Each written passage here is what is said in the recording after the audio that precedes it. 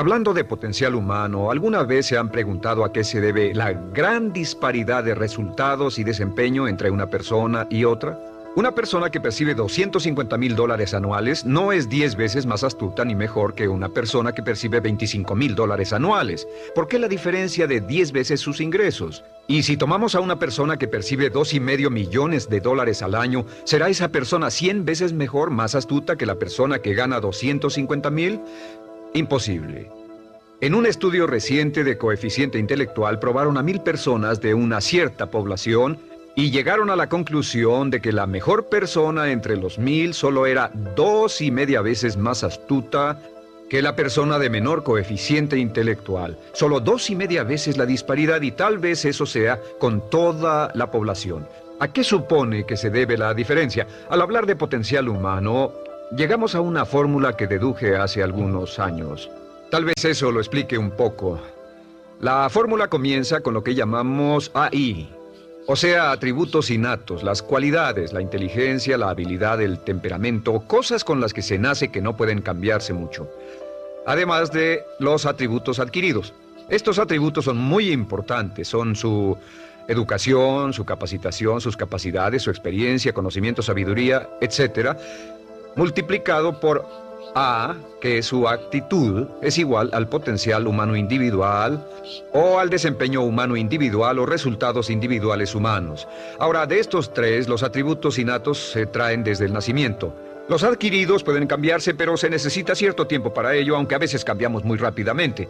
Cierta información valiosa puede cambiar dramáticamente su eficacia, pero las actitudes pueden aumentarse o disminuirse dramáticamente en segundos. Cada vez que mejoramos nuestra actitud, multiplicamos todas nuestras capacidades. Una actitud ha sido llamada acertadamente el lenguaje más importante del ser humano, la palabra más importante del idioma en el humano. Todo lo que hacemos en la vida, según un estudio en Harvard entre estudiantes ejecutivos, será en un 85% de actitudes. Un 85% de su éxito estará determinado por su actitud. Eso significa que está determinado por cuán positivo o cuánta actitud mental positiva se tenga. Las personas con actitudes mentales positivas tienden a avanzar más rápidamente, se mueven hacia la cima en organizaciones valiosas, ganan más dinero, sacan más satisfacción de la vida. Una actitud mental positiva no significa que baile por las calles y arroje flores. Solo significa que tome una actitud constructiva en general o se aproxime hacia su trabajo, su vida, sus problemas, relaciones, etc. Según el informe Cox de las empresas americanas, según la revista Success, un 85% o más de todo lo que se logra se debe a la actitud. Y la pregunta es, ¿de dónde vienen las actitudes? Las actitudes vienen de las expectativas. Muy simple, ya hablamos de eso. Y una forma muy poderosa de mejorar su actitud instantáneamente es decir, aunque no lo crea, pienso que algo maravilloso va a ocurrirme hoy. Como dijimos antes, nuestras expectativas sobre los desenlaces determinan nuestra actitud. Si espera que las cosas salgan bien, tendrá una actitud positiva. Si espera que salgan mal, tendrá una actitud negativa. Y lo maravilloso es que podemos fabricar nuestras expectativas. Podemos esperar lo que deseamos. Podemos esperar cosas buenas, cosas malas, y no nos decepcionaremos. ¿De dónde surgen nuestras expectativas? Nuestras expectativas surgen de nuestras creencias y de nuestros valores. Son el centro de los factores motivacionales de nuestra personalidad, nuestras creencias, y esto nos conduce a un entendimiento del potencial humano. Significa básicamente que nuestra actitud es una expresión externa de lo que está ocurriendo internamente, y esto es consistente con las leyes mentales. Con respecto a las creencias, cada uno de nosotros tiene muchas creencias en el fondo que los psicólogos llaman los conceptos propios.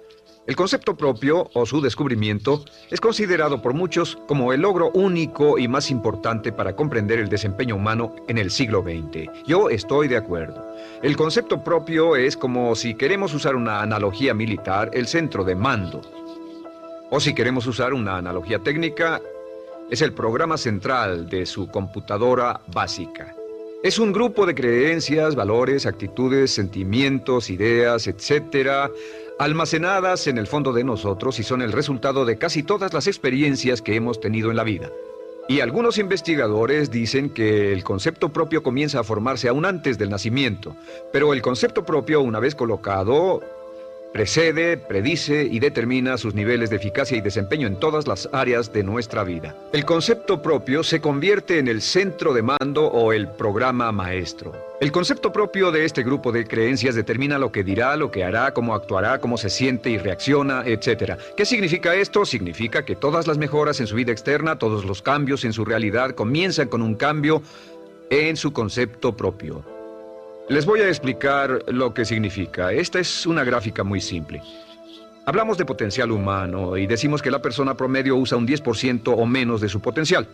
Según investigaciones, tal vez es mucho menos. El Instituto Stanford Brain en Santa Clara, California, estima que tal vez se aproxime a un 2%. Seremos generosos y diremos que la persona promedio usa un 10%. Significa que en los mejores casos, la mayoría, como usted o yo, no usamos un 90% de nuestro potencial. Uno de los mejores filósofos, Oliver Wendell Holmes, dice que la tragedia de la persona promedio es que llegan a la tumba con su música aún por dentro. Aún están funcionando con mucho menos de su potencial total. Y esto es el potencial humano. Sabemos que existe una relación directa entre el potencial humano y el concepto propio. Pero como nuestros conceptos propios o nuestras estimaciones de nosotros mismos generalmente son mucho menores de lo que debieran ser, nuestro nivel de desempeño y eficacia también es menor. Sabemos que nuestro concepto propio es altamente subjetivo. ¿Qué significa esto? Significa que el concepto propio, lo que pensamos que es cierto sobre nosotros mismos, no está basado en la realidad, está basado en información que hemos tomado y aceptado como cierto, hasta el grado en que creemos lo que sea de nosotros mismos y se vuelve cierto para nosotros porque actuamos de una forma consistente con ello. Algunas personas que leen sus horóscopos y creen en horóscopos predicen su futuro. Hay algunas personas que toman la crítica y las opiniones de otros a quienes ni siquiera respetan y hacen suyas esas ideas, dando un resultado muy negativo. Lo que piense, lo que acepte como cierto, se vuelve cierto para usted. También sabemos que como adultos tenemos una variedad de conceptos propios. Tenemos un concepto propio de cómo vestirnos, cuánto pesamos, lo que comemos, lo bien que podemos hablar en público, qué tipo de padres somos, qué tipo de hijos somos con nuestros padres, qué tipo de esposo o esposa somos, qué tipo de amante, de conductor. Lo interesante de manejar es que todos los hombres tienen un concepto muy positivo con respecto a esto. Las mujeres no entienden esto, pero los hombres nacen con un genio inherente para manejar. Todos los hombres son choferes excelentes. Si no lo creen, todo lo que tienen que hacer las mujeres que están viendo esto es pensar en la última vez que trataron de corregir la forma de conducir de un hombre y recordarán que no obtuvieron buenas respuestas. ¿Cómo respondemos ante alguien que desafía nuestro concepto propio, sugiriendo que no somos las personas que pensamos ser? Estamos a la defensiva, nos enfadamos, nos irritamos, es difícil que nos traten. Tenemos un concepto propio de lo creativos que somos, lo inteligentes, lo rápido que leemos, lo bueno que somos en los deportes, y si practicamos una gran variedad de ellos, tenemos un concepto propio para cada uno de ellos. Tenemos un concepto propio de lo bien que cocinamos, de lo bien que educamos a nuestros hijos, de lo bien que limpiamos nuestra casa, los autos que manejamos, etc. Y también de lo que valemos por lo que ganamos. Es muy interesante saber que nunca ganamos más del 10% de nuestro concepto propio en ingresos. Nuestro concepto propio determina nuestro nivel de ingresos. Este nivel de concepto propio se llama zona de confort. Y aunque querramos más dinero, veremos que la tendencia humana natural de todas las actitudes es luchar por lograr entrar a la zona de confort y luego quedarnos ahí. Si ganamos un 10% por encima de nuestro concepto propio de ingresos, tendremos una necesidad imperante de deshacernos de ese dinero. Lo donaremos, lo gastaremos en forma extravagante y hasta lo perderemos si recibimos demasiado. Las personas que ganan la lotería siempre están quebradas a los 2 o 3 años. Queman el dinero porque ese dinero está más allá de su concepto propio. Si gana 10% o menos de su nivel de concepto propio, se descubrirá luchando, trabajará más duro, más tiempo, pensará en forma más creativa, buscará diferentes formas para aumentar sus ingresos o sus segundos ingresos. La única forma de mejorar cualquier parte de su vida, incluyendo sus ingresos, es aumentando el nivel del concepto propio de sus ingresos, comenzando a pensar en usted como si estuviera ganando más dinero. Si quiere bajar de peso, la única forma en que podrá lograrlo es pensando en que está delgado. Piense en usted mismo como una persona más delgada. Si quiere volverse una persona más popular, más amorosa, más feliz o más sana, comience a pensar una y otra vez en esas cosas hasta que se vuelvan parte de su nuevo concepto propio. Hablaremos de eso más adelante. Es una parte esencial de la programación de su mente hacia el éxito. Su concepto propio global está determinado por el promedio de sus conceptos propios en las áreas que considere importantes. Ahora, su concepto propio está formado de 3 partes críticas. La primera parte del concepto propio es el ideal propio. El ideal propio es la persona que más desearía ser, es su idea de lo que constituye un ganador, es su visión ideal de lo mejor que puede ser usted. Nada más, una de las cosas que sabemos de las personas con éxito es que las personas con éxito tienen ideales propios muy claros, ideales claros de quién quieren ser en el futuro. Las que no tienen éxito tienen ideales muy vagos. El número 2 es la autoimagen. La autoimagen es como un retrato de cómo se ve a sí mismo y lo que piensa de sí mismo. La autoimagen es el espejo interno, es como se percibe a sí mismo ahora en su desempeño actual, en forma cotidiana. La tercera parte es su autoestima. Su autoestima es cómo se siente consigo mismo. Cómo se siente consigo mismo es la fuerza motriz, el motor, la fuerza poderosa dentro de su subconsciente. Es la fuerza de energía dentro de su concepto propio y determina casi todo lo que le pasa. La mejor definición de autoestima es cuánto se agrada a sí mismo. Cuánto se agrada a sí mismo como esposo, cuánto se agrada a sí mismo como empleado, cuánto se agrada a sí mismo como jefe, como inversionista, como orador profesional, como atleta, etc. Según se agrade a sí mismo, su nivel de autoestima, su sentimiento emocional global respecto a cualquier área de su vida determina su desempeño y su eficacia en dicha área. Lo sorprendente es que se convierte en lo que piensa, su concepto propio es maleable, su autoestima puede formarse repitiendo una y otra vez, me agrada mi persona, me agrada mi persona, me agrada mi persona. Me agrada mi persona, me agrada mi persona, me agrada mi persona. Entre más se repita, me agrada mi persona, me agrada mi persona. Entre más lo repita una y otra vez, más crecerá su autoestima y entre más crezca su autoestima, más crecerá su concepto propio global. Cuando crezca su concepto propio global, su desempeño será mejor en todo lo demás que emprenda.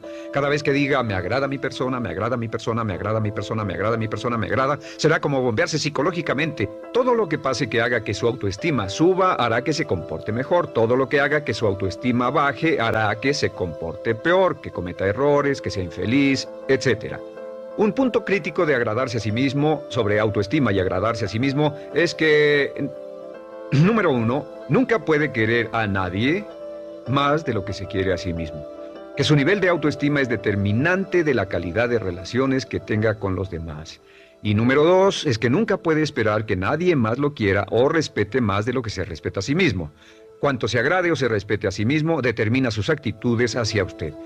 Todas las escuelas de psicología actualmente están de acuerdo en el hecho de que depende de lo que usted realmente se quiera y se respete a sí mismo como un ser humano valioso e importante, tiene efecto sobre todo lo que le pase. Cuánto se agrade a sí mismo y lo que puede hacer es mejorar su autoestima diciendo me agrada mi persona, me agrada mi persona, me agrada mi persona, me agrada mi persona.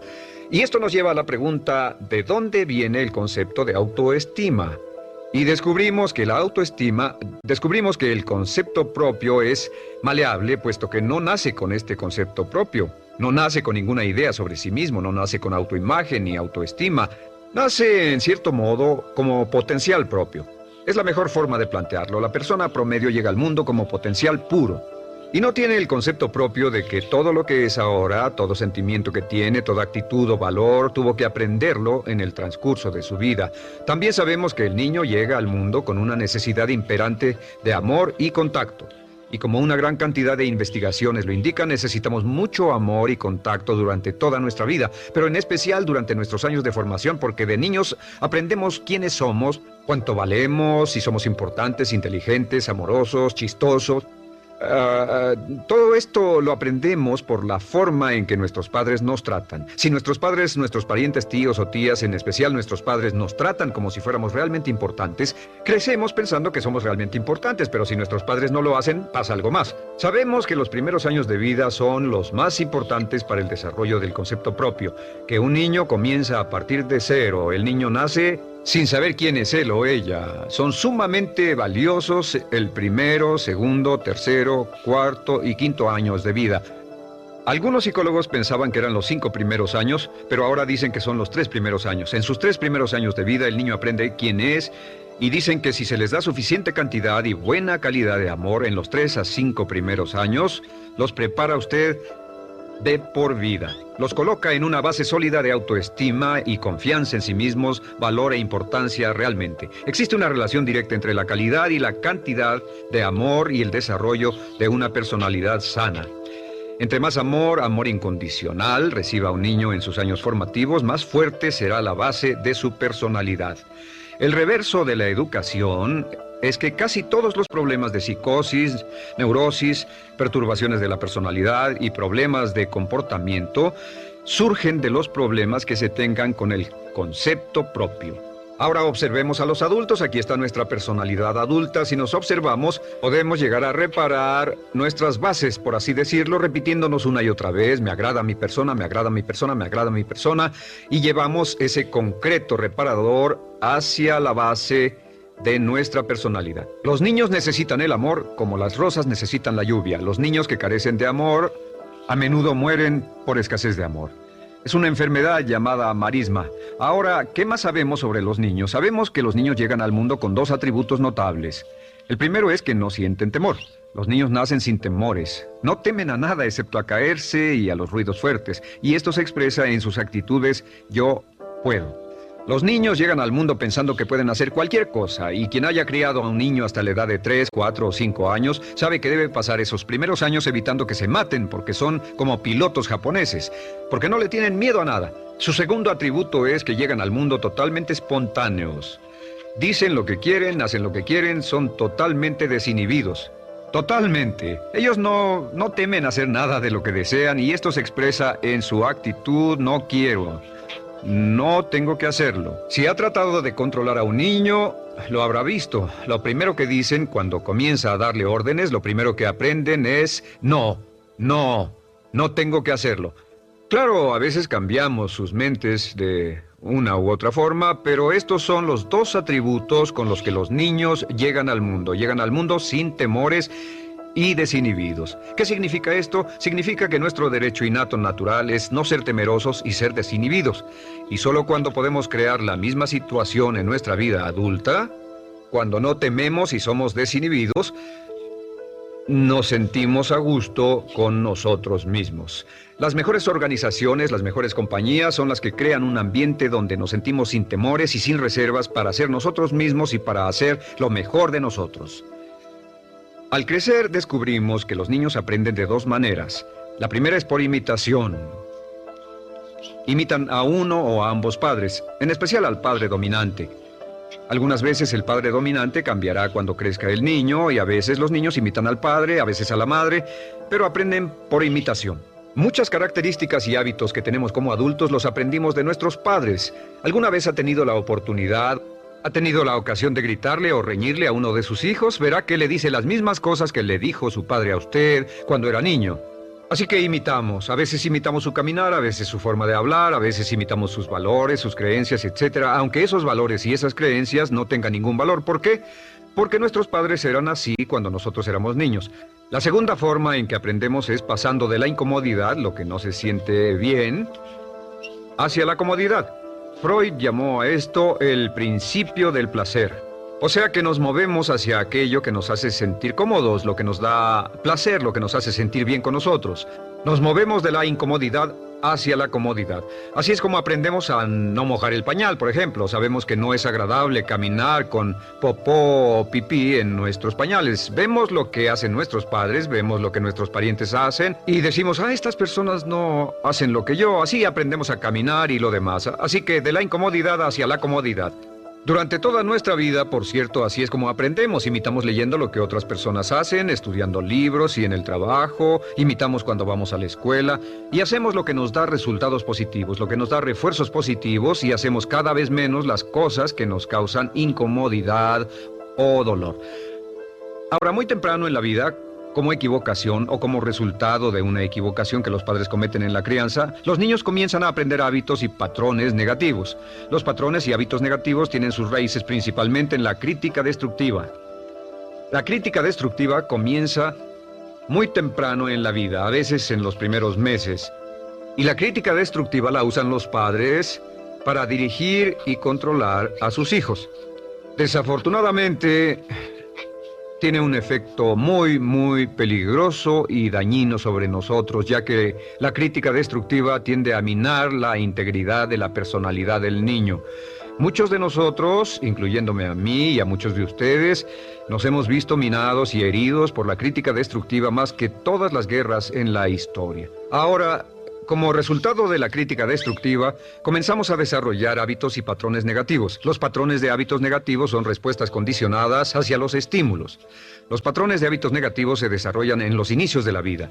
Se desarrollan como resultado de una repetición del temor y el dolor una y otra vez. Se desarrollan como resultado de la crítica destructiva, el castigo físico, etc. En los inicios de la vida comenzamos a desarrollar dos manifestaciones que nos persiguen durante toda nuestra vida y más que ninguna otra cosa inhiben nuestro potencial. La primera es la llamada patrón de hábito negativo inhibido. El patrón de hábito negativo inhibido se aprende cuando al niño le dicen una y otra vez no. Aléjate de ahí, no toques eso, y se le castiga. Cuando el niño intenta algo nuevo, o se involucra con algo, o huele algo, o derrama algo, o rompe algo accidentalmente, el padre estalla y se enfada mucho. Como ven, el niño está impulsado por la curiosidad insaciable de explorar su mundo.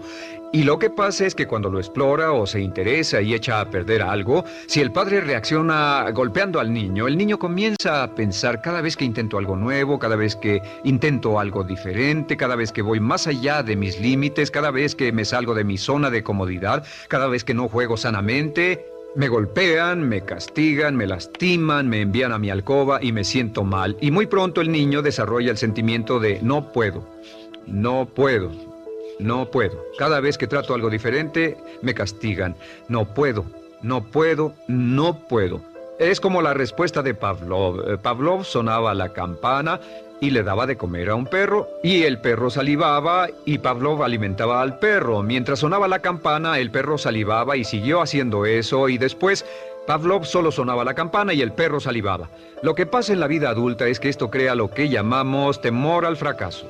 El temor al fracaso es una respuesta condicionada a un proceso de crítica destructiva que ocurre en los primeros 5 o 6 años de la vida. El temor al fracaso automáticamente nos activa, nos sentimos ansiosos, tensos, intranquilos, sentimos presiones y estrés en nuestro plexo solar, sentimos ganas de retirarnos del evento, y el temor al fracaso es la razón principal por los fracasos en la vida adulta. Es la razón principal por la que evitamos cumplir plenamente nuestro potencial. De hecho, todos los patrones de hábitos negativos se experimentan en el cuerpo físico. Puedes saber cuál es un patrón de hábito negativo porque se siente en el cuerpo físico, precisamente. El patrón de hábito negativo inhibido, el temor al fracaso, el no puedo, ocurre primero que todo en el plexo solar. ¿Ha tenido la ocasión donde debe hablar frente a un grupo, debe ir a una revisión de su desempeño o debe hacer una llamada determinante? Primero su plexo solar se aprieta. Si el temor continúa, su respiración se acelera. Su corazón comienza a latir apresuradamente, su frecuencia respiratoria aumenta y le duele la cabeza como migraña en la parte frontal, su garganta se le cierra y no puede hablar y se le seca la boca por completo. Y como se pone tan tenso y asustado, va corriendo al baño. Estas son todas las manifestaciones. No hay peligro físico, pero sí peligro psicológico, una respuesta condicionada. Cuando sentimos estas cosas, la tendencia es retirarse de la situación que las ocasiona y es la razón por la que no logramos mucho si retrocedemos. Es muy importante. El segundo patrón de hábitos negativos es el compulsivo. El patrón de hábito negativo compulsivo se aprende cuando a los niños se les dice una y otra vez, más vale que lo hagas. Si no lo haces, tendrás problemas o me las pagarás. A los niños se les convierte en recipientes del amor condicionado. Los padres no intentan hacer esto, pero lo que hacen es sugerirle al niño, no te amo. Por lo tanto, no estás a salvo, a menos y hasta que hagas lo que yo quiero. El niño crece sintiendo, tengo que hacer lo que quiera mi mamá. Debo complacerla, debo complacer a papá, debo complacer a los demás, debo complacer a mis parientes y a veces debo complacer a mis semejantes, debo complacer a mis maestros, debo complacer a todo el mundo y crecen con esto, debo. No puedo hacer lo que quiero hacer, debo hacer lo que complace a las demás personas. Este patrón de hábito negativo muy temprano en la vida se traduce en el temor al rechazo. El temor al rechazo lo experimentan los hombres como adultos como un comportamiento tipo A. Hablaremos del comportamiento tipo A posteriormente. El comportamiento tipo A es una necesidad compulsiva o excesivamente compulsiva de complacer de algún modo a alguien sin normas de comportamiento, prácticamente sin pensarlo. El temor al rechazo nos impulsa, nos hace muy sensibles a las necesidades de los demás. Hacemos cosas que otras personas quieren, no hacemos lo que nosotros queremos. Siempre estamos tratando de complacer a los demás. Tenemos preocupaciones o nos importan las opiniones, sentimientos y actitudes de otros hasta el punto donde ocultamos nuestras necesidades. El temor al rechazo se siente en la columna del cuerpo. Se divide el cuerpo a la mitad y se siente hacia abajo en la mitad posterior del cuerpo. El primer lugar donde comienza a sentirse el temor al rechazo es generalmente en los hombros y el cuello. Nos sentimos entumidos, duros, tensos. Cuando tenemos mucho que hacer, sentiremos un estrés tremendo en la columna. Los músculos se estiran en la parte posterior. A veces se manifestará como flebitis y venas varicosas y a menudo nos darán dolores de cabeza en la parte posterior de esta porque las arterias carótidas que llevan la sangre hasta la cabeza, los músculos a su alrededor se contraen y la cantidad de sangre que fluye hacia la cabeza fluye más lentamente y se siente un terrible dolor de cabeza en la parte posterior. Estos dos temores, los patrones de hábitos negativos compulsivos, el compulsivo y el inhibitorio, son resultado de la crítica destructiva, el gran destructor de la personalidad que nos persigue durante toda la vida. Y lo maravilloso de todo esto es que como son patrones de hábitos aprendidos, podemos olvidarlos. Podemos acabar con el temor al fracaso que nos detiene. Podemos acabar con el temor al rechazo que hace que hagamos cosas que complacen a los demás en vez de complacernos a nosotros, trabajando con nuestra propia autoestima. Porque existe una relación inversa entre la autoestima y el patrón de hábitos negativos. Porque entre más se agrade a sí mismo, menos teme al fracaso.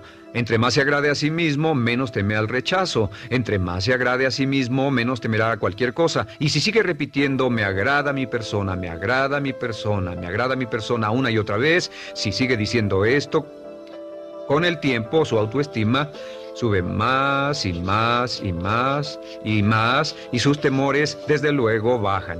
Cuando su autoestima sube, sus temores van en dirección opuesta. Ahora, ¿cómo enfrentar la crítica destructiva si debe criticar a otras personas? Pues eso es muy simple. Muchos padres nos han preguntado eso. ¿Cómo se controla a los niños? Una de las claves para controlar a los niños es dirigirlos para que hagan algo constructivo en lugar de hacer algo destructivo. Otra cosa que debe recordarse es que lo que quiere hacer es que quiere dar una crítica informativa, crítica constructiva, lo que significa que se les dice a los niños lo que pueden hacer o a los adultos lo que pueden hacer mejor. Todo el propósito de dar retroalimentación de cualquier tipo es mejorar el desempeño. Si es padre o si es jefe o si es una persona en una relación, si una persona está haciendo algo malo o inadecuado, todo el propósito de darles cualquier tipo de retroalimentación es para que puedan hacerlo mejor. Sin embargo, existe una relación directa entre la autoestima y la crítica destructiva. Cada vez que se critica a una persona, su autoestima baja. Y cada vez que su autoestima baja, su habilidad para desempeñarse baja. Si critica a una persona en forma destructiva demasiado tiempo, llegará a un punto donde no intentarán nada. Se convierte en lo que llamamos hipersensible. Un adulto hipersensible es aquel que no puede aceptar críticas de nadie. Un adulto hipersensible es una persona que está muy tensa, ansiosa, si siquiera sugiere que no está haciendo lo correcto. Si trata con un adulto hipersensible, la clave es sentarlo y recordar 4 cosas. Número 1, comenzar con alabanzas. Número 2, proteja la autoestima de la persona a toda costa. Número 3, discuta el desempeño y no a la persona. Hable del comportamiento más que de la persona.